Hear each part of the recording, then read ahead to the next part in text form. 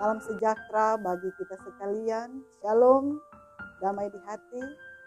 Baiklah, pada saat ini saya Pendeta Fatmawati Mantooro, STH MPDK, mengajak kita semua sebagai warga Kristen untuk bersama-sama di dalam mempelajari akan MTPJ pada tanggal 30 Oktober sampai tanggal 5 November di tahun 2022 ini dalam pembacaan Alkitab Kejadian pasal 15 ayat 1 hingga ayat yang ke-21. Dan sebelum kita membahasnya secara bersama-sama, mari kita satu di dalam kita berdoa. Bapa yang penuh kasih, Bapa yang setia di tengah-tengah kehidupan kami sebagai umat kepunyaan.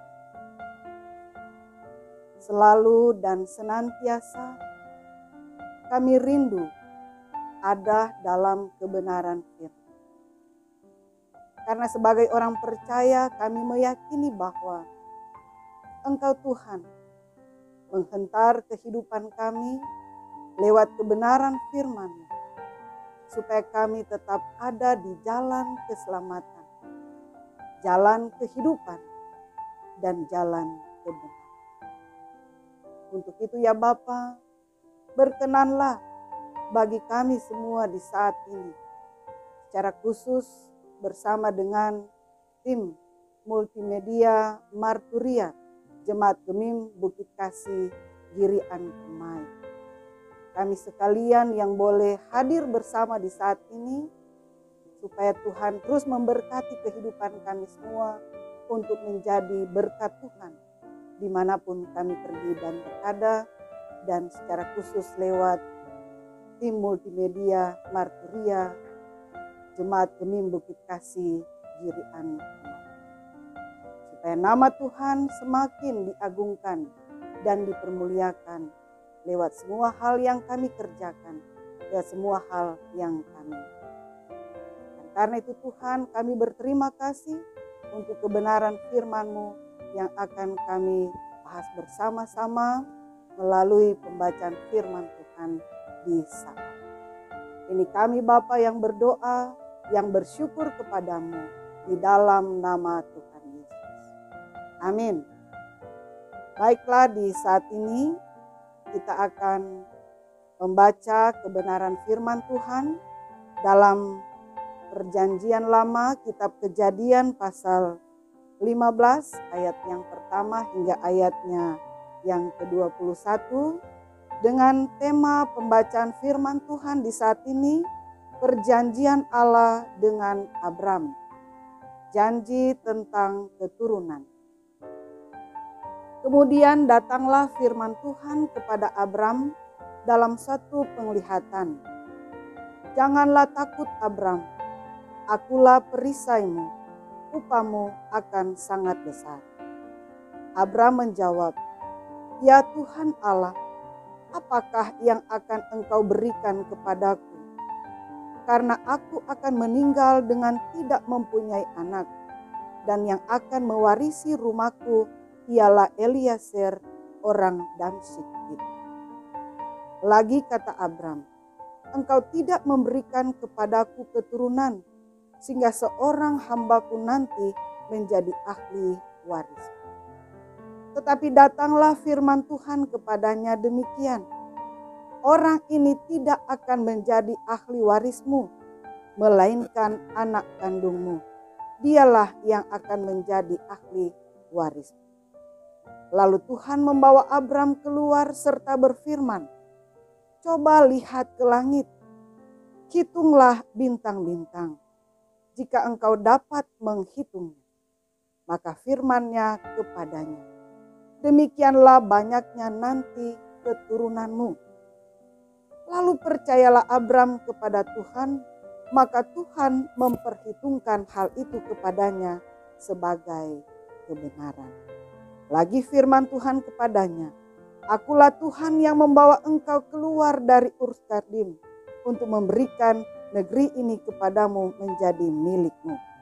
Kata Abram, "Ya Tuhan Allah, dari manakah aku tahu bahwa aku akan memilikinya?" Firman Tuhan kepadanya, "Ambillah bagiku seekor lembu betina berumur 3 tahun, seekor kambing betina berumur 3 tahun, seekor domba jantan berumur 3 tahun, seekor burung tekukur, dan seekor anak burung merpati."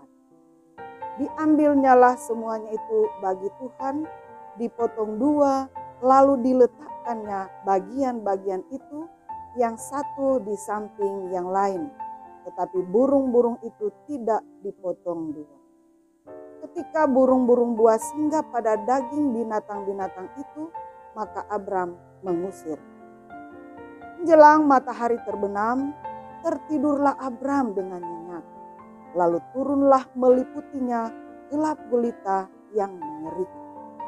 Firman Tuhan kepada Abram, "Ketahuilah dengan sesungguhnya bahwa keturunanmu akan menjadi orang asing dalam suatu negeri yang bukan kepunyaan, dan bahwa mereka akan diperbudak dan dianiaya 400 tahun lamanya. Tetapi bangsa yang akan memperbudak mereka akan kuhukum, dan sesudah itu mereka akan keluar dengan membawa harta benda yang banyak. Tetapi engkau akan pergi kepada nenek moyangmu dengan sejahtera. Engkau akan dikuburkan pada waktu telah putih rambutmu. Tapi keturunan yang keempat akan kembali ke sini, sebab sebelum itu kedurjanaan orang Amori itu belum genap." Ketika matahari telah terbenam dan hari menjadi gelap, maka kelihatanlah perapian yang berasap beserta suluh yang berapi lewat di antara potongan-potongan daging itu. Pada hari itulah Tuhan mengadakan perjanjian dengan Abram serta berfirman, "Kepada keturunanmu lah kuberikan negeri ini, mulai dari sungai Mesir sampai ke sungai yang besar itu, sungai Efrat, yakni tanah orang Keni, orang Kenas, orang Kadmon, orang Het, orang Feris, orang Refaim, orang Amori, orang Kanaan, orang Girgasi, dan orang Yebus." Demikianlah kebenaran firman Tuhan di saat ini lewat Kejadian pasal 15 ayat yang pertama hingga ayat yang ke-21.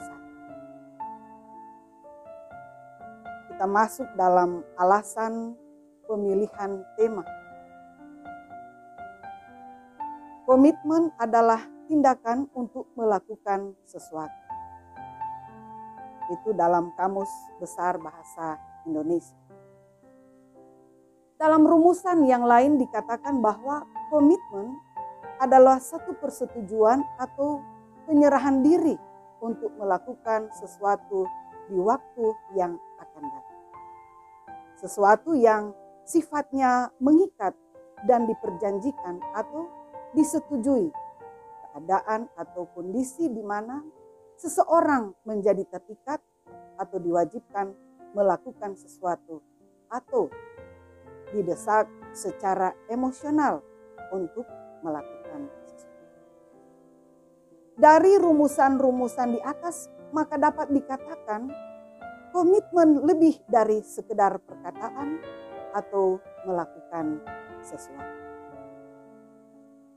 Sedangkan perjanjian pada hakikatnya sering terjadi di dalam masyarakat, bahkan sudah menjadi kebiasaan.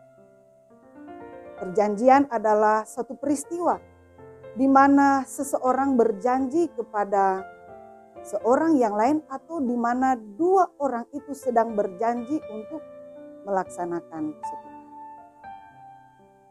Jadi perjanjian adalah persetujuan tertulis atau dengan lisan yang dibuat oleh dua pihak atau lebih, masing-masing bersepakat akan menaati apa yang tersebut dalam persetujuan itu. Banyak orang menyangka bahwa berjanji atau bersumpah dengan satu tangan di atas kitab suci dan satu tangan teracung dengan jari membentuk huruf T dapat digolongkan sebagai komitmen. Kenyataan yang ada adalah janji atau sumpah yang dibuat seseorang kadangkala dilanggar. Dengan kata lain, manusia suka berjanji tetapi terkadang tidak menepati. Bahkan banyak orang mudah membuat sumpah atau ikrar. Namun dalam langkah berikutnya mereka dengan entengnya menyangkal. Karena itu diangkatlah tema komitmen pada perjanjian. Sebagai pembahasan tematis, pembahasan teks Alkitab atau eksegese, kitab Kejadian adalah kitab pertama dalam Alkitab. Dalam bahasa Ibrani kitab ini disebut Bereshit yang berarti pada mula.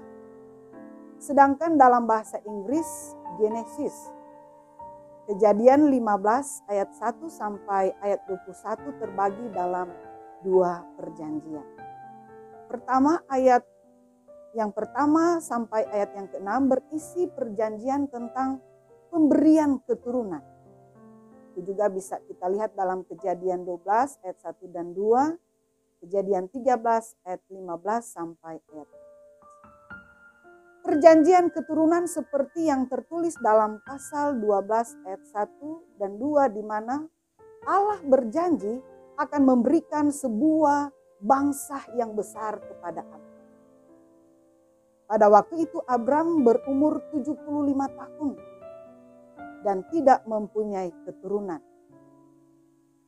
Dijanjikan banyak keturunan, itu dalam Kejadian 12 ayat 1. Janji ini dikembangkan dalam Kejadian 17 ayat 6 di mana Allah menjanjikan bahwa bangsa dan raja akan berasal dari leluhur yang kuat.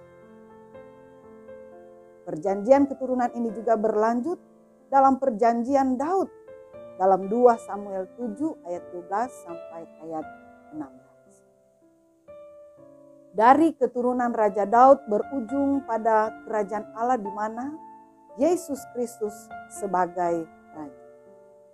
Yang kedua, dalam ayat 7 sampai ayat 21 berisi perjanjian tentang tanah. Allah memanggil Abram dari tanah Ur Kasdim untuk pergi ke tanah yang akan diberikan kepadanya. Janji ini diulang lagi dalam Kejadian 13 ayat 14 sampai ayat 18. Dan Abram harus berjalan mengelilingi batas tanah tersebut. Perjanjian atau covenant Abram adalah penting untuk mendapatkan pemahaman yang jelas tentang konsep perjanjian. Sebab hubungan yang terjalin dengan Allah adalah hubungan perjanjian. Istilah perjanjian dalam bahasa Latin adalah convenir. Ketiga, perapian sering menjadi lambang atau simbol kehadiran Allah atau teofani. Dalam teks ini Allah membuat perjanjian kepada Abram dan Allah sendiri yang memprakarsai perjanjian itu. Peristiwa dalam ayat 17 sampai ayat 18. Ketika matahari telah terbenam dan hari menjadi gelap. Perapian yang berasap serta suluh yang berapi lewat di antara potongan-potongan daging. Peristiwa terjadinya perjanjian Allah dengan Abram ditandai kehadiran Allah yang melewati potongan-potongan korban. Berbeda dengan Ulangan 19 ayat 1 yang mengikut sertakan Musa dan bangsa Israel dalam perjanjian di Sinai. Perjanjian Allah dengan Abram adalah inisiatif dari Allah. Covenant Abram adalah covenant tak bersyarat pada Allah.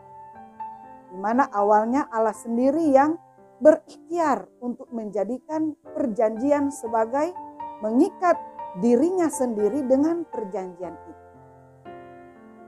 Allah dari awal telah merencanakan mengadakan perjanjian dengan manusia pasti.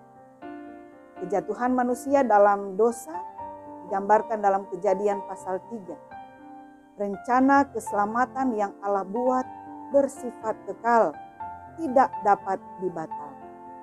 Namun pada waktu-waktu tertentu, jika bangsa Israel melanggar perjanjian itu, maka membuat Allah murka dan menghukum. Tetapi tidak membatalkan ikatan perjanjian.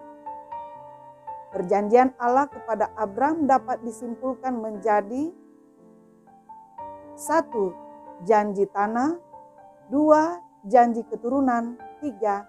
Janji berkat. Perjanjian Allah kepada Abram dalam Kejadian 12 ayat 2 dan 3 meliputi pertama, aku akan membuat engkau menjadi bangsa yang besar. 2. Dan memberkati engkau. 3. Membuat namamu masyhur. 4. Engkau akan menjadi berkat. 5. Olehmu semua kaum di muka bumi akan mendapat berkat. Kejadian 15 ayat 1 sampai ayat 21 merupakan bagian dari seluruh kisah Abram yang memperlihatkan dan menjelaskan sebuah tindakan Allah sebagai pembuat perjanjian. Allah yang penuh kuasa secara aktif datang kepada Abram dan meyakinkan Abram bahwa ia akan membuktikan perjanjiannya. Tetapi dengan syarat Abram harus percaya dan setia. Ini sebuah pembuktian dan dengannya Allah akan menepati janjinya. Abram percaya kepada Tuhan dan ia memperhitungkannya sebagai benar. Termasuk dalam makna dan implikasi firman. Janjimu seperti fajar pagi hari yang tiada pernah terlambat bersinar. Kutipan kata-kata lagu ini adalah ungkapan iman.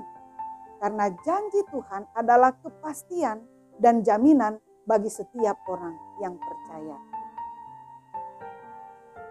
Karena itu jangan pernah ragukan janji Tuhan. Ketika berada dalam pergumulan yang berat, jangan pernah putus asa. Jangan pernah putus pengharapan. Demikian juga ketika kita sedang diliputi dengan rasa takut. Pandanglah pada Tuhan Yesus dan pegang janji firman-Nya. Jangan melihat kepada berapa besar masalah yang kita hadapi dan kita alami. Tetapi lihatlah dengan mata iman bahwa sangat besar kemampuan karena kuasa-Nya sungguh tak terbatas untuk menolong kita. Kalau permohonan doa kita belum beroleh jawaban, jangan kecewa. Tetaplah menanti-nantikan Tuhan dan praktikkan firman. Sebagaimana Abram percaya kepada Tuhan dan ia memperhitungkannya sebagai benar. Sangat mudah bagi manusia untuk berjanji, tapi terkadang sangat jarang menepati. Dengarlah syair lagu yang bertutur, memang lidah tak bertulang, tak terbatas kata-kata. Tinggi gunung 1000 janji, lain di bibir, lain di hati. Atau syair lagu, janji-janji tinggal janji, bulan madu hanya mimpi. Janji-janji tinggal janji di bibir. Manusia sangat egois jika sudah dapat yang diinginkan. Karena itu gampang sekali lupa atau besar kemungkinan ia segera lupa janji. Berbeda dengan Tuhan. Apa yang dijanjikan Tuhan kepada umatnya, cepat atau lambat pasti akan ditepatinya.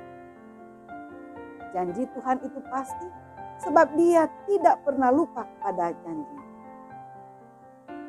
Abraham disebut sebagai bapa orang beriman. Sebagai mana janji Tuhan kepada Abraham yang tidak pernah gagal. Maka janjinya kepada kita juga tidak pernah diingkarinya.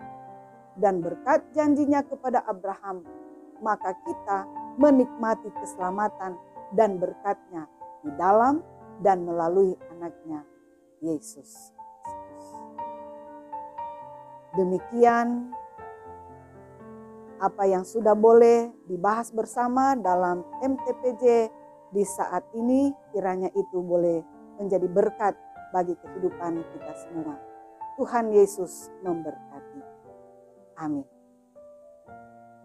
Kita akan berdoa, mari kita satu di dalam doa. Sungguh kami bersyukur kepadamu Tuhan, sebab Engkau tetap setia di tengah-tengah kehidupan. Sungguh Engkau Tuhan yang selalu patut dipuji dan dipermuliakan dalam perjalanan kehidupan. Karena semua hal yang Tuhan janjikan dalam hidup dan penghidupan, Tuhan pasti akan menggenapinya. Dan Tuhan selalu mewujud nyatakan dalam keberadaan kehidupan. Karena itu kami bersyukur, kami berterima kasih. Sebab kami memiliki Engkau Bapa yang hidup di tengah-tengah kehidupan kami. Yang selalu merencanakan dan yang senantiasa merancangkan segala yang baik dalam perjalanan kehidupan.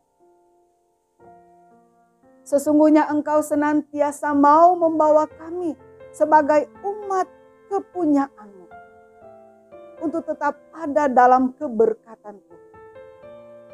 Menikmati semua hal yang sudah Tuhan karyakan dalam kehidupan. Karena itu Bapa, selaku orang yang percaya kepadamu, kami senantiasa rindu supaya sebagaimana Abram, dia percaya sepenuhnya akan perkataan Tuhan. Maka kami juga boleh mempercayai Tuhan dengan segenap keberadaan kehidupan. Sebab kami menyaksikan dan telah menyaksikan semua perbuatan besar Tuhan, semua perbuatan ajaib Tuhan dalam keberadaan kehidupan. Untuk itu Bapa, terus tuntun langkah kehidupan. Bawalah kami untuk senantiasa ada di hadapan-Mu, supaya apa yang kami lakukan ketika itu berkenan di hadapan-Mu, itu boleh menjadi berkat yang terindah bagi kehidupan kami.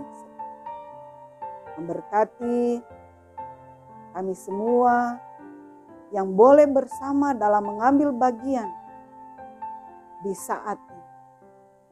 Supaya kiranya Tuhan, apa yang telah dikerjakan dan yang akan terus dikerjakan dalam pertolongan Tuhan, itu boleh menjadi berkat-Mu bagi kehidupan banyak orang yang menyaksikan channel dari multimedia Marturia Jemaat Gemim Bukit Kasih Girian Permai, wilayah Bitung.